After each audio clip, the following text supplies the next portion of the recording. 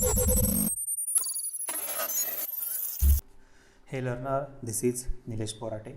So in this video we will learn the introduction about the PHP MyAdmin. So this is the previous program. So don't forget to start the Apache server and the MySQL server on a XAMPP. Okay. So here localhost :8080 type the PHP MyAdmin and enter. So see, this is the PHP MyAdmin home screen. On left side, this is the list of databases. So some of them I have created and some of them are the by default. So this is the menus. Okay. So what is the PHP MyAdmin? So PHP MyAdmin is a free software tool written in a PHP to handle the administration of MySQL over the web. They support the wide range of operations of a MySQL and MariaDB database. They support the more features. They execute the SQL operation by using the graphical user interface, and they also give the one option to write the SQL queries. So look at the menus of the PHP MyAdmin. So these are the databases, SQL, status, user accounts, export, import, setting, replication, variables, carousel, engines and the plugins. Okay. So click on the first menu. So this is the database. So see here, after clicking this database section, this shows the list of databases here. It also shows on left side panel. So these are also the list of databases. Some of these are I have already created and some of these are by default. So remember one thing is that don't touch these by default databases. So which are the by default databases? So see, focus on here. Some of these checkboxes are invisible. So see here MySQL, information schema. So these two checkboxes are invisible, means you cannot select this checkbox. Okay. So this is the default databases. You cannot delete this database in this database list. So see here, this is the create database option. So this is one text box. Okay. So if you want to create a new database, then type here the database name and press here the create button. Second one is that the SQL. So see, this is the SQL. We can type in the command manually like the SQL queries: create, insert, update, delete, etc. So if you want to create a database by using this SQL query, then type here create database and pass here the database name. Okay, for example. Then type here this go button. So this query is executed successfully. So we create the database by using two ways, by using this SQL command or by using this. So this is unsave changes. Okay. And by using this here, type the database name and press here the create button. Okay. So these are the two options.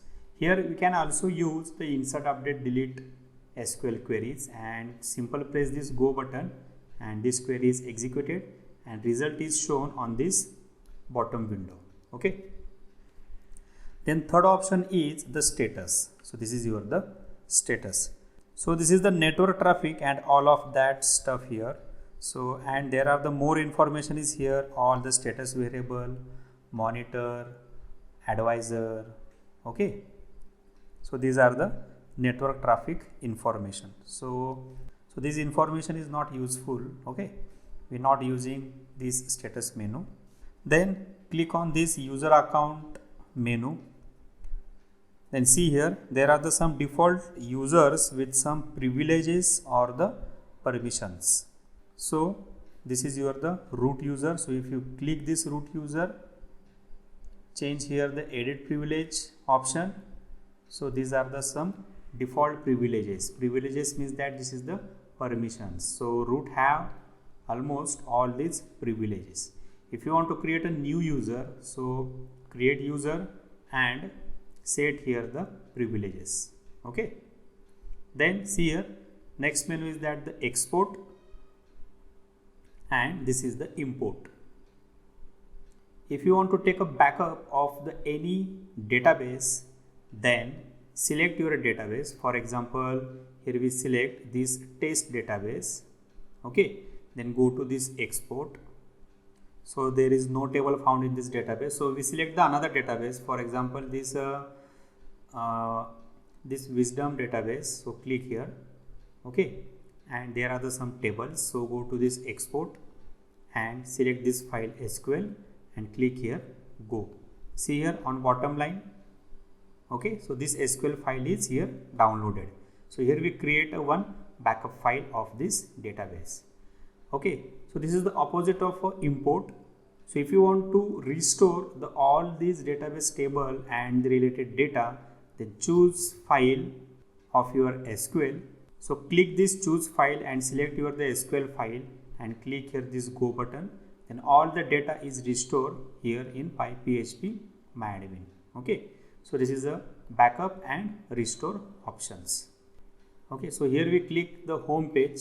So see these different options. So click on this setting. So this is the setting menu. By using this setting, you can also here import and export these files. So again, there are the many features here: two-factor authentication features, SQL queries, navigation panels. Okay, so these tools are not used in the PHP database playlist. So most of the useful menus are the databases and the SQL. So these two front menus are very useful in this PHP playlist. Okay, so again, these are the replicas, the variables, charset, engines, plugins. So these are not useful here. Okay, so in this playlist we use only these two options, database and this SQL. So we create a one database. So go to this database option and type here your database name. For example, my database name is that the demo app. Okay, and simply press here this create button. Okay, so here database is created successfully. See this on this left side. So this is demo app database. So select this database. See, there are no tables. Okay, we select the database by using another way. Simply click this home icon. Okay, and click this databases. So see, there are the list of database and select your database demo app. Okay, so this is your database. So if you want to delete or drop this database, then simply click on this home screen icon, then database. So select this database and simply click this drop button. Okay, if you click here OK, then this database is dropped successfully. And second way is that by using the SQL query. So go to this SQL option and simply type the query drop database and your database name demo app. Okay, by using two ways you drop your database. When you drop your database, then in that database all the tables and their related data are deleted permanently. Now I am going to create a new table in this database. So select here again this your database demo app and we create a simply table. So click here this create table option. So this is the name of table. So here we use the name of table is that the users. Okay, and here pass the number of columns. So your number of a column is that the 3 and simply click here the go. So see here there are the 3 columns here. So this one will be the name ID. First one is that the ID. So this is the integer data type, and this one name is that the username, and this one is that the password. So the ID column we will select it to the integer, that here we will leave the same as it is. So here the length of this integer is that here, for example, we type here the 11 character long. Then click on this AI checkbox. So AI means that the auto increment. Every time we create a row on this column, it will auto increment the number. Then go to this index column and select this is a primary key. Okay, so this is my primary key of this table. So primary key is the unique key the elements are not repeated here or not a null. So next one is that the username. So select here the data type is that the varchar or the text. So here we select this is the varchar, means this is a variable character. So here we set the length is that the 32. Same here, password is that the varchar, length is that the 32. Okay, so click on this save button. So here we create a table in this database. So see this window. So these are the three columns: ID, username, and the password. So these three columns are here. This is your the type. This is your the collection, attributes, default. This is auto increment. Okay. So see here, this is a key symbol, means that this ID is your the primary key. So here we create one table, and this table entry is also added in this database tree structure. So see it's here, this is your the users. Click this plus icon. So see here, there are the again columns. So see this is your the columns. So select your this database. So this is your the table user. Okay. Now we insert the data into this table. So see here on this table there are the insert link. So simply click this insert link. So this is your the new window. So type here the ID, username, and the password.